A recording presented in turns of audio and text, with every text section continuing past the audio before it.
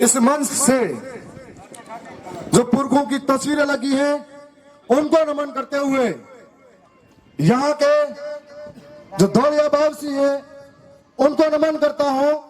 वो इसलिए करता हूँ कि धौलिया बावसी पर आज भी हमारे पुरखों के सिरे के लिए हमारे बाप दादा यहाँ आते हैं और धौलिया बावसी से केसर चढ़ाकर हम लोग वापिस वहां पर पहाड़ों में स्थापित करते हैं पुनः रीति रिवाजों के साथ में।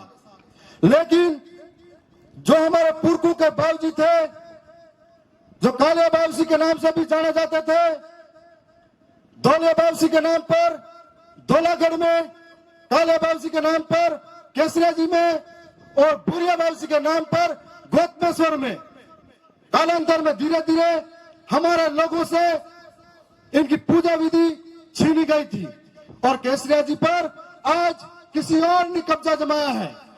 इसी तरीके से अभी हाल ही में गोटिया अम्बा पर जो घटना हुई थी, उस गोटिया अम्बा की घटना में भी हमारे पुरखों का इतिहास है, रीति रिवाज है, संस्कृति और परंपराएं जुड़ी हुई है। लेकिन आज आदिवासी परिवार की ताकत बढ़ती नजर आ रही है।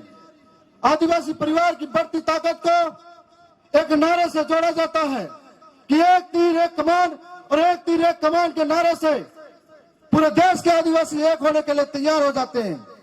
ऐसे वक्त में आरएसएस और संघी विचारधाराओं को यह बात हजम नहीं होती है तो आरएसएस और संघी विचारधाराएं आदिवासी को या आदिवासियों से लड़वाने के लिए आगे करती है और आदिवासियों के कंधों पर बंदूक रखकर उनको इस बात की ओर आगे ले जाती है।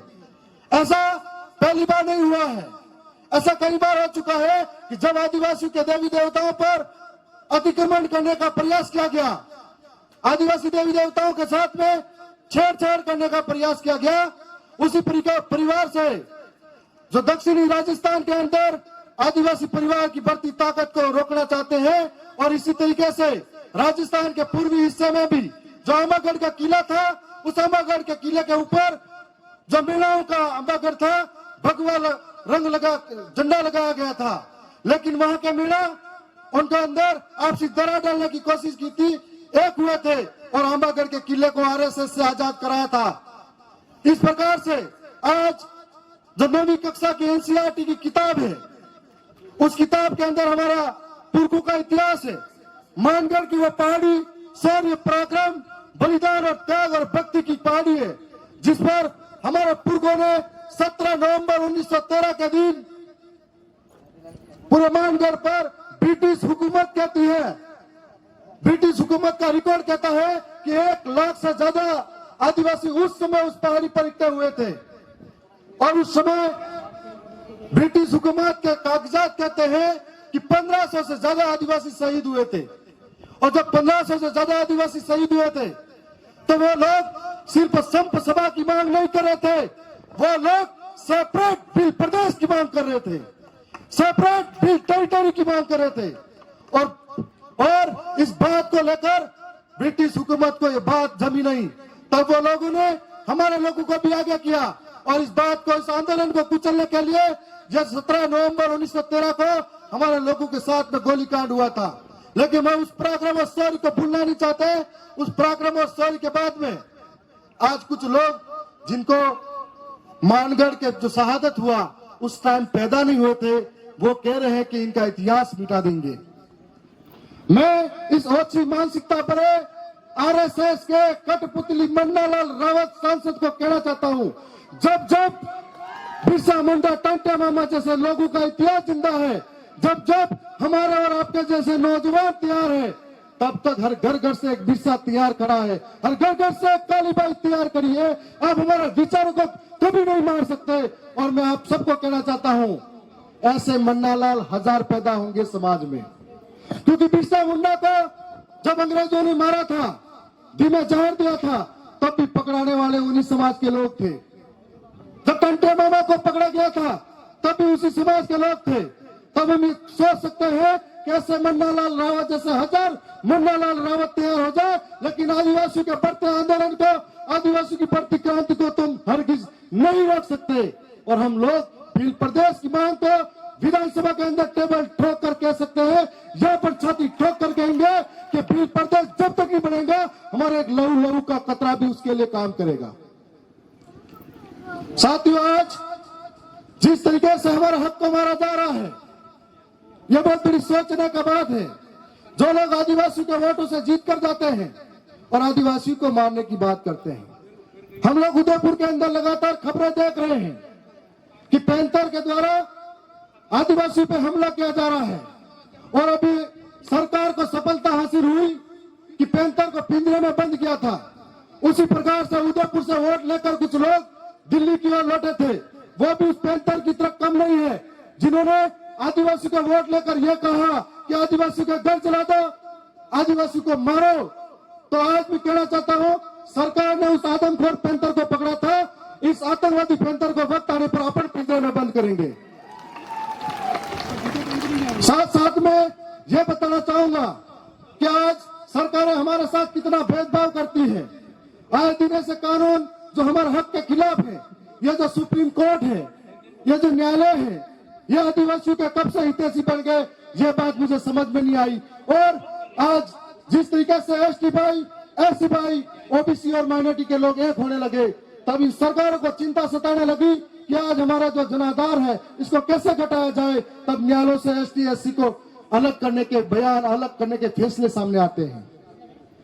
हम लोग ये कहना चाहते हैं कि आदिवासी का आरक्षण कैसा होगा, आदिवासी का आरक्षण कब तक होगा, यह फैसला आदिवासी करेगा, आपकी न्यायालय नहीं करेगी। साथ साथ मैं बताना चाहूंगा कि जिस तरीके से 2013 के अंदर आरक्षण को बेचा गया था और 2016 के अंदर फिर से एक अधिसूचना आई थी, उस अधिसूचना की वजह से हमारे लाखों हजारों बेरोजगार आज पलायन कर रहे हैं अहमदाबाद, गुजरात, मुंबई।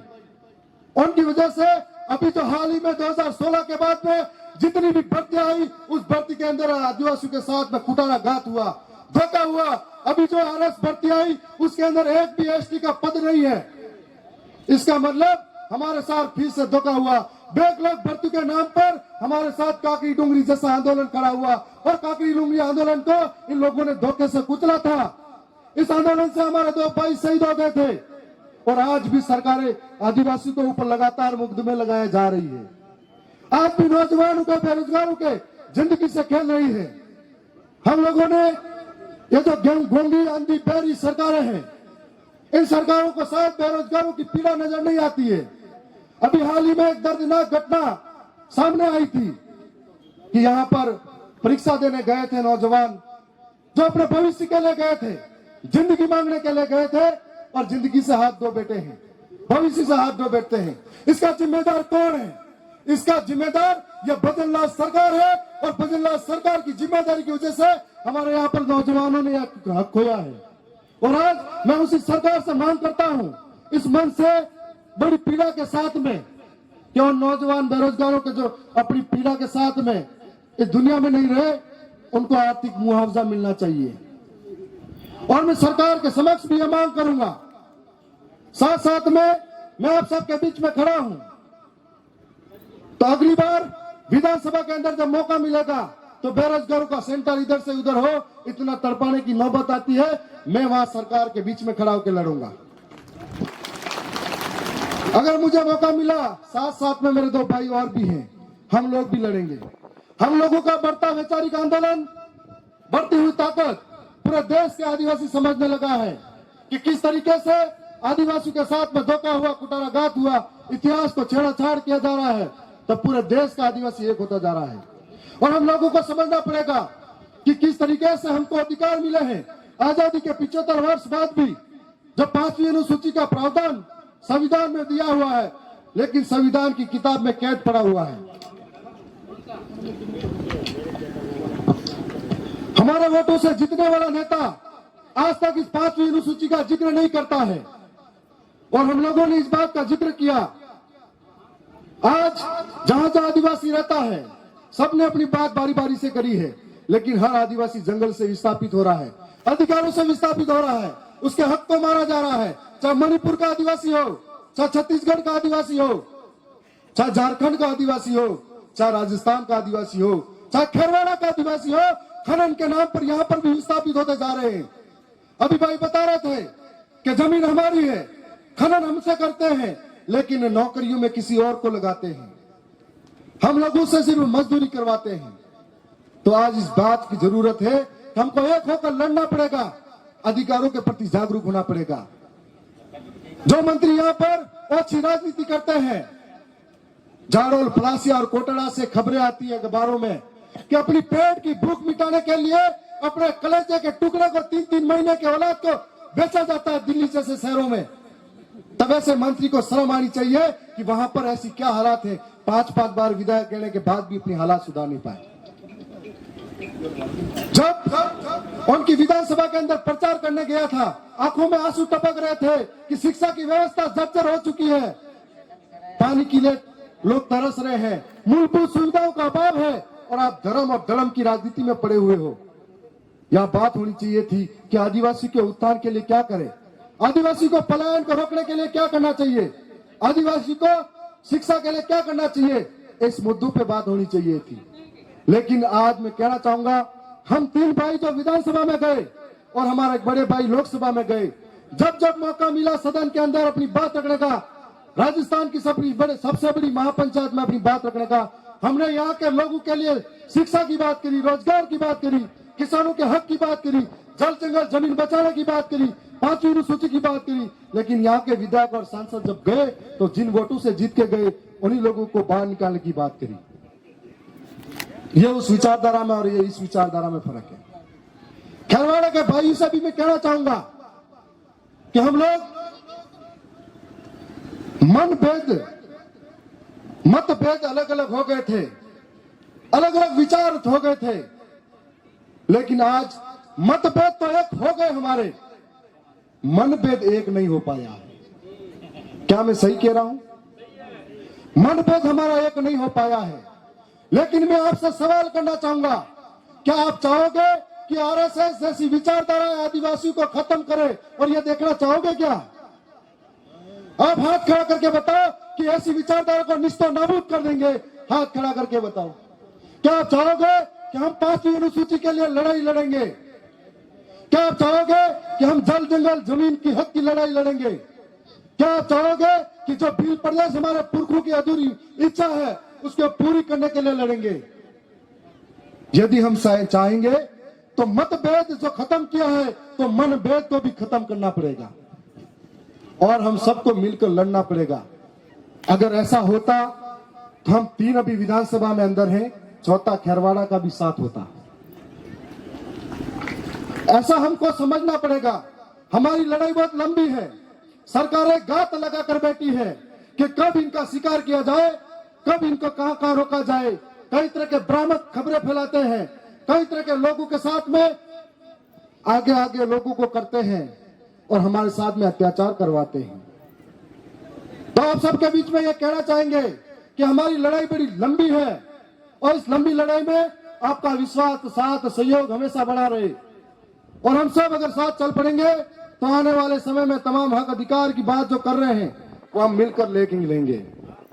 मुझे पूरा विश्वास है कि आज ये चिंतन शिविर सार्थक तब होगा जब यहां से मनभेद खत्म हो जाएंगे और यहां से सब एक होकर आगे के लिए लड़ाई लड़ेंगे।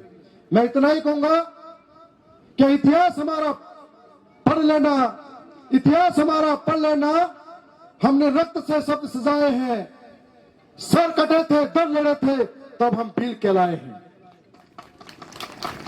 दोनों में बहुत बहुत धन्यवाद करता हूं। एक भाई ने कहा था कि आप विधानसभा में जाओ तो बात रखना कि एनसीईआरटी की किताब में 9वीं का जो पाठ है उस पाठ को जो बदलने की बात कर रहे हैं, मैं और मेरे साथी आप सबको भरोसा दिला रहे हैं कि आसपुर से विधायक उमेश जी डामर और बागीदोरा से विधायक जय कृष्णा जी पटेल भी, हम तीनों लेटर लिखकर भी अवगत कराएंगे और सदन के अंदर जरूरत पड़ी तो पूरे सदन के अंदर हम लोग सामने खड़े होंगे अधिकारों की जब बात आएगी।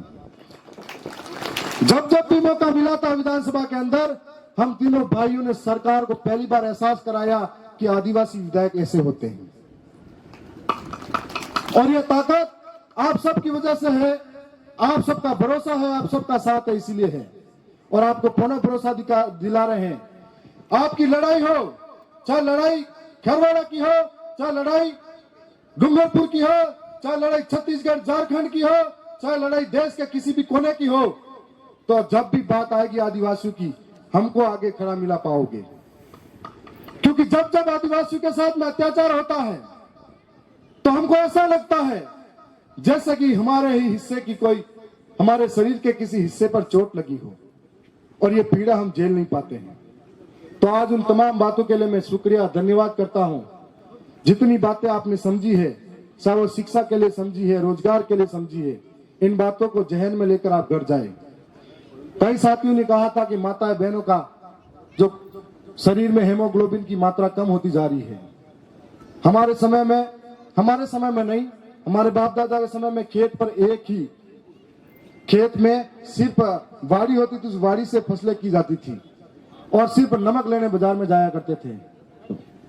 और आज उस अपन सारा खेत अपना होते हुए भी बाजार का खा रहे हैं, इसलिए हमारी हेमोग्लोबिन की मात्रा कम हो रही है। दूसरा कारण हम कह सकते हैं, हम कितने सारे व्रत उपवास में जी रहे हैं। तो मेरे जिंदगी में कभी व्रत नहीं किया, इसलिए ऐसा हूं। तो इसलिए मैं पुनः बहुत बहुत धन्यवाद करता हूं उन तमाम प्रशासन की टीम, मीडिया और तमाम साथियों का जिन्होंने इतना शानदार कार्यक्रम आयोजित किया।